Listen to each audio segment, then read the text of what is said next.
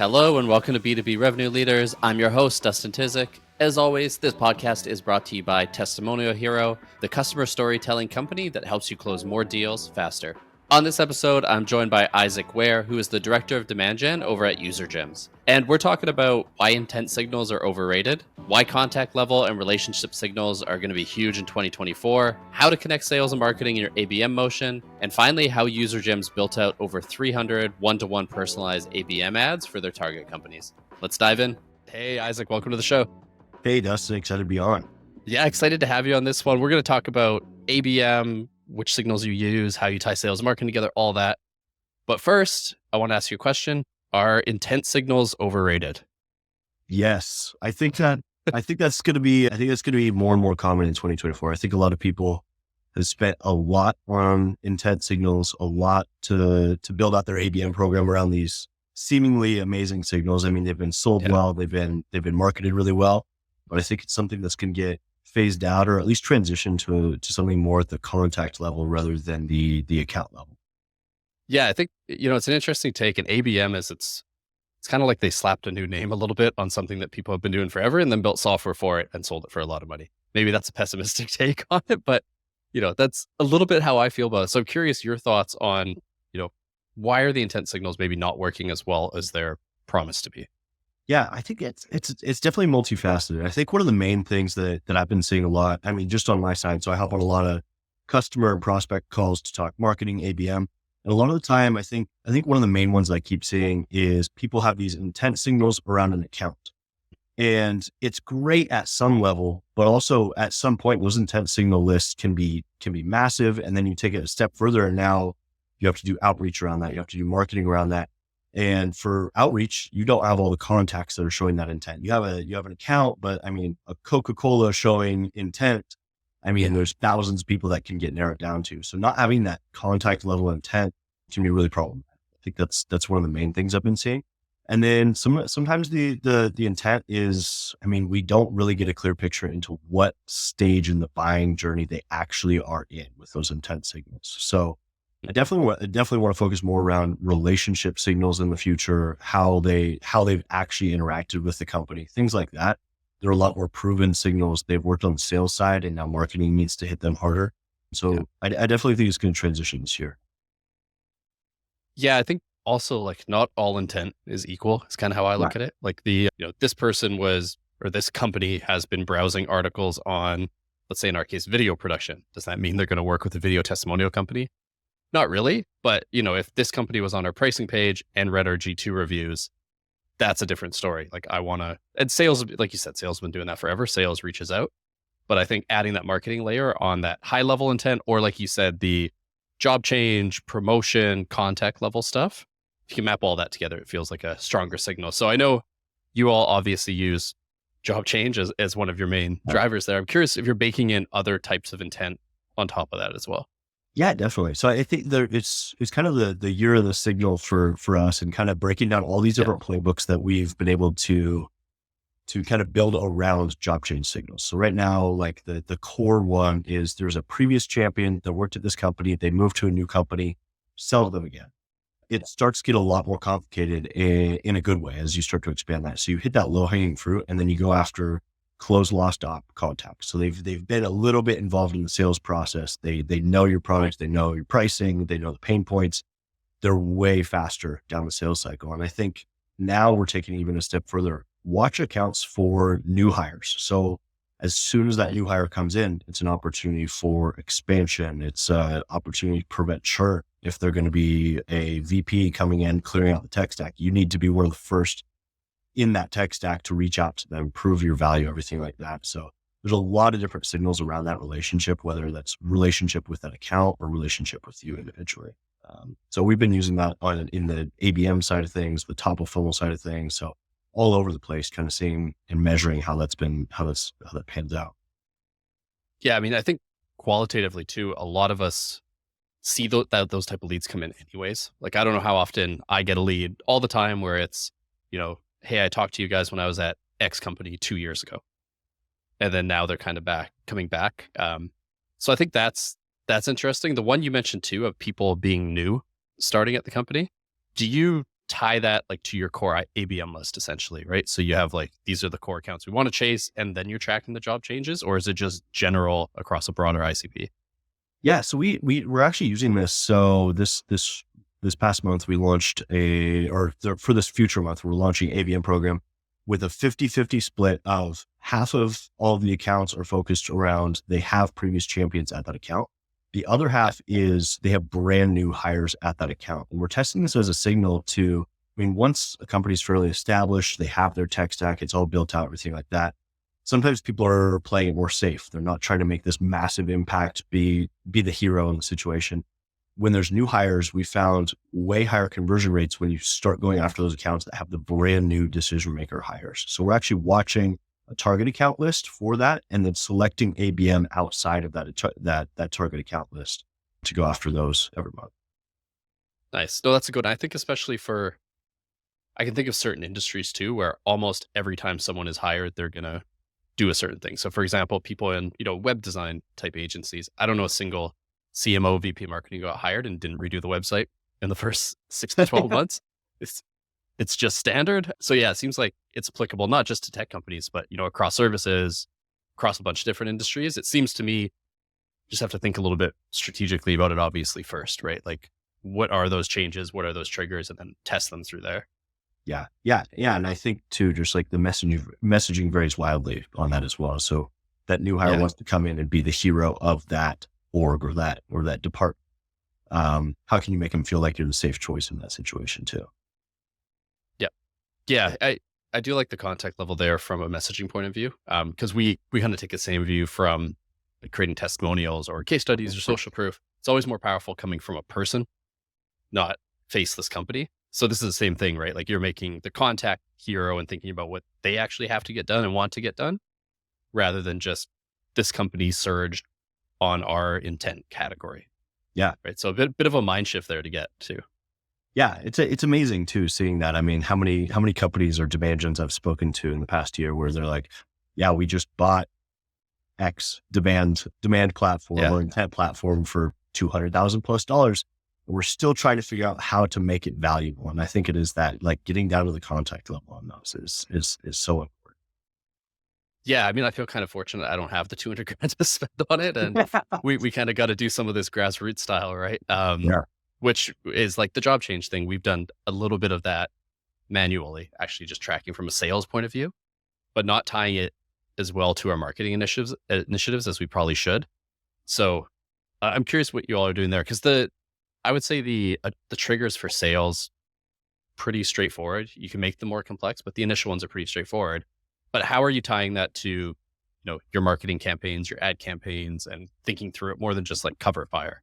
Yeah, definitely. So we do it at the contact level again on paid media, and because we're a smaller org, we still use our product in that way, but not as extensively as is possible with some of these larger orgs. So I mean, the key one is somebody changes a job, stay in front of them on paid media with congrats language. So congrats on the new role, remind them of previous success. So remind them of whatever that core thing, do a lot of user interviews, figure out what that core thing that people feel about your product is, mention that in the ad directly, and then have a softer ask towards the end, because this always should be paired with that outbound motion too. So that exact list that's going into LinkedIn is the exact list that your ADRs need to be reaching out to around those job changes. Yeah, I think the soft ask is interesting because like I got one of your guys' convo ads the other day, right? So I saw what the offer was, and it wasn't, let's hop on a sales call. It was an offer with information, essentially, that would help me at my job. So do you want to maybe explain, if you're at liberty to talk about that, but like what that offer is, why it's working, all of that? Yeah. So for job changes, we keep it really light. We keep it a little bit more bottom of funnel for those job change ones. And then even in some of the top of funnel and retargeting stuff, like you said, that soft ask is around a data test. So it's less around, hey, take a demo with us. It's more around, hey, you've seen us, you've interacted with us, but that demo hasn't happened yet. We need to figure out why that hasn't happened yet. So sometimes I directly call that out and say, hey, you interacted with us here. Notice you didn't request a demo. Let's run a data test, see if this is even viable. And I think in the one you probably got, I use the language around, are you still skeptical, or you're not sure if this quite works? Let's run that data test. Let people decide for themselves. I don't think it's not the industry it was 2 years ago where you'd be like, hey, let's take a demo. And it was like, well, we might as well just sign the proposal now because we have a limited budget. We can buy whatever. So Yeah. letting them prove that out for themselves is huge now. Yeah. It's not 2021 anymore with, Yeah. monopoly money and we're just unlimited Unfortunately. basically. Yeah. I do like the calling out the objection up front because that seems what you're doing there, right? Like Yeah. you're addressing, hey, you're probably skeptical, do this instead and see. And that's, I think good salespeople do that all the time. You don't see it as much in marketing though, which is kind of interesting. So I find it Yeah. cool that you all are trying to take some of those sales tactics, I think, and figure out how can I do these at scale through marketing instead. And I think it's came out of it's out of necessity almost too, without having an established category. Like we just have now Yeah. created category, but so many people. I mean, if you're a calendar booking tool, everybody knows what you do. You don't really have to do a whole lot of convincing there. On the job change tracking side of things, we see it in like Google Ads. There's not a whole lot of people searching for job change tracking tool. It's just not something Yeah. people are looking for actively. So that level of convincing and just acknowledging, hey, like we get that you might not understand that this is valuable yet. How can we get you to that point is so important on the marketing side when people don't know the even the problem sometimes. Yeah. Yeah. There's the pros and cons of established category Yeah. versus not, right? Like established Yeah. category, you have Google search, but also it's really easy to spend a ton of money on Google and get nothing. Yeah. Whereas you can at least be a bit more targeted, right? And see a return there. Yeah, definitely. Yeah. Cool. And then I know another thing, and this is going on LinkedIn as well, that I noticed that you all are doing is one-to-one ABM ads. And I know a few companies, like I think Metadata, Chili Piper, Directive, a few have kind of tested this, but we were talking before air, you did this on a few hundred accounts. So Yeah. maybe do you want to explain the thought process there and how it's all going for you? Yeah, definitely. And it's interesting. So whenever we hear about like, oh, we also saw so-and-so doing it, it's interesting how many of those programs are actually built around our framework. So it's cool being able to partner with an org. Like before I even joined, this ABM program existed at UserGems before we were heavy into paid media at all. It's a really cool program though. It's I think one of the biggest things is just having systems and processes in place to be able to make this happen. Like you said, we're running about 350 for February and March. We're doing our first time of doing 2 months at a time instead of the 1 month. Usually we're doing 200 accounts. And I think the most interesting part is, yes, that paid media portion is a huge lift. I mean, the processes in place to be able to get that to happen every single month are mind blowing that it flows as well as it does, because there's so many moving parts and just the volume of campaigns and the volume of stuff that you could mess up pretty easily. But I think the piece that we're getting into more and more now is like, we're trying to maintain that volume, but keep getting that conversion rate higher and higher. And we're looking around that 15% mark of, out of all these accounts we're targeting, 15% should turn into an opportunity for us. And the key there too is using that job change signal and that new hire signal as an account selection or account scoring method. And that's, I think 2024 for us is going to be huge with building that out of what does account scoring look like for us, where we don't have an ABM platform. We use people and we use UserGems, and that's it. So when those accounts go live, we use UserGems to surface that buying committee at those accounts. That's the kind of second half of UserGems. Push those over to the ADRs. They have every champion, previous close lost stop, previous user at the top of their list, and then UserGems surfaces the rest of that buying committee so they can ask for intros, get pushed into that account. It's definitely an interesting program, but yeah, it's a heavy lift. Yeah, I can imagine. Especially you guys, aren't the biggest team. It's not like there's 3,000 people over there at UserGems to do this. But awesome that you've been able to pull that off. And then I wonder you mentioned surfacing this for the ADRs. Do you maybe want to explain what an ADR is? Because it's not as common of a term as like SDR, BDR. It's a BDR. It's an SDR. They're all the same. I've heard XDR a couple times now. Yeah, there are BDRs. They roll up into marketing. So we have, because ABM is such a huge chunk of our pipeline, our marketing VP and ADR relationship is really strong. So it's kind of a core thing for us where we do account selection. They get a chance to review those accounts. We get it passed back and forth. Like we really want to make sure that we're aligned there and that ADR team is happy with what marketing's doing and vice versa. So it's definitely it's a huge collaborative program. Cool. And then you mentioned surfacing the buying committee as Yeah. well as like the individual job changes. When it comes to those LinkedIn ads, though, I know there's a minimum threshold for the most part. Like you can target other Sure. departments and there's a few kind of tricks. But are you targeting the whole buying committee, the whole department? Like what does that look like there? Yeah. So we have kind of a process in place for getting as narrowed as possible while staying within those limits. So our template starts as narrowed as possible. So I'm just looking at sales, Yeah. uh, marketing ops, director level plus, and we start there just within that Yeah. one within the US. And then as we build these campaigns, we go one less filter, one less filter, one less filter till we hit that 300 mark. So for some accounts, you get to the point where yes, I'm targeting the entire account, but targeting an entire 300 person org when, I mean, if you have a $55 CPM, really cheap actually on a monthly cost. So yeah, start as narrowed as possible, work your way up until you can actually target the account. But yeah, and also one of the things that I talk about too with this is everybody that's running ABM wants to target these massive accounts because it is easier to target these accounts. But I think some of the novelty of ABM gets lost on some of these massive accounts. Cisco, I'm sure is sick of seeing their logo and ABM in ads. The magic's gone there. They're kind of sick of it. But if you target a smaller org where they're right at that 300 mark or even less, if you figure out a way to target them, they don't see those ABM ads very often. And that's when you start seeing comments on the ads. You start seeing people engaging with them. It's a lot, just simply, it's cooler for them to see stuff Yeah. like that. So they're a lot more effective. Yeah. I think there's also I think good ABM programs to get people talking within the company. And like you said, Cisco, you're targeting one of, I don't know, 300 directors of marketing. Do they actually know the names of anyone else or those other directors? It's hard to get that going. But like we're way smaller than 300, but even at companies that size, let's say the marketing team's 20 people. Yeah. If the three of them see the same ad, it's going to be shared in Slack. They're going to talk about it. So yeah, I can get kind of the compounding effect there.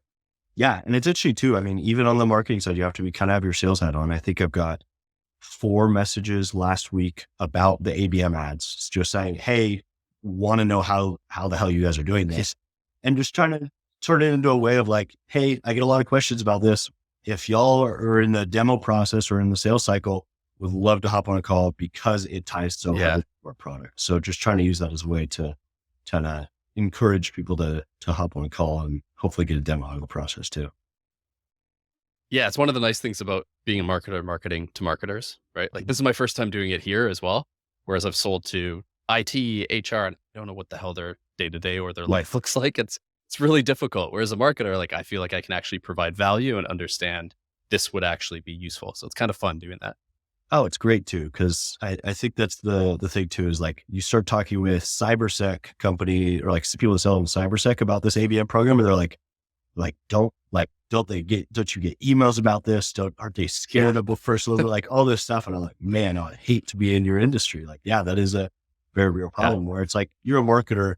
It's not creepy to us anymore that the targeting can get this great. Yeah. We know what's going on behind the scenes. We kind of enjoy it. It's interesting to us. So yeah, selling to marketers and sales, it helps a ton. Yeah. Calling out the creepy, right? Like we all get what it's like. So yeah, totally. So you did, maybe we should wrap on this actually. I think it's a good one to focus on for a little bit is you mentioned, 2024, the year of contact level buying signals, essentially, maybe not as much intent. What else are you excited for and, are building out right now for the rest of the year? Yeah, I think it is that signal piece. I mean, it's something where it sounds small. But when you're, again, creating category, a lot of the signals that we're going after and a lot of the signals that we're going to be kind of launching in the next few months are very complicated on the product side to actually execute in a way where people will use the signal. I think that's the biggest thing is what makes people use the signal. So for us, that's building up playbooks around these so people have the signal, but also what do I even do with this? Like, what's that email sequence look like? When do I send them this? What messaging do I use? The biggest thing I think on the marketing side is when I'm evaluating a tool is how much bandwidth is this going to cost me to make this effective? I mean, there's a lot of cool tools out there, but if I don't have the bandwidth, it's useless to me. So trying to ease that burden on the marketing teams So I think, yeah, the next one that I can talk about is going to be that new hires signal that's going to be coming out here soon. But also, how do you rope that into account scoring? How do you use that on the marketing side? How do you, use it for ABM as well? So I'm excited for the signal stuff. It's going to be more and more built out. There's going to be a lot of signals coming soon. Nice. Yeah, no, that and I think you mentioned the playbooks Yeah. as well, because that's a big part of it is just enabling people like what maybe they don't start off with user gems, but they borrow one of your playbooks and use it and realize, oh shit, this actually works. Yeah. And then you'll see them down the road at a larger company or as their program expands. So I think that offering the tools kind of behind tech, I see that as a big trend as well this year, not just for user gems, but Yeah. for most companies, right? Like it's just such a simple play to give it away for free and provide the value. Yeah. And that's something I'm kind of diving into too in 2024 of how do I become as valuable to an individual as possible? I think a lot of the Yeah. companies that we think of or like enjoy as marketers are good, just marketing orgs, and they're helpful. So all that content we provide is just should be based around how do I make this person look as good as possible in their org? Like we want them to be getting as many congrats and appreciations in Slack and holy shit, look what this person launched all the time, make them feel good. And they associate that personally with user gems. It builds that trust a lot faster than, hey, here's this tool over and over again in ads. So yeah, that demand gen piece is going to be, it's a lot of work to build out something like that, but I think the value is immense. Yeah. Yeah. And it all ties full circle into the job change because that person might not be the buyer now, but they might Yeah. be at the next job. Right. Yeah. So you never know. Yeah. And it is an interesting one Cool. because a lot of that is based around, 2024 is going to be based around end user stuff where they're not the main buyer, but going after BDRs. BDRs are very loud and influential in what tools do they want? What have they been consuming? A lot of interviews with BDR leaders right now, they're saying, yeah, I take my BDRs, I send them to these trainings. They come back to me with all the information from that training. So it's a really interesting non-decision maker, but how influential they can be. Yeah, I might hit you up on that later actually, because we're doing a similar thing with like we sell to marketers because testimonial videos, no brainer for marketers, but we find salespeople get it too. It's just not their budget.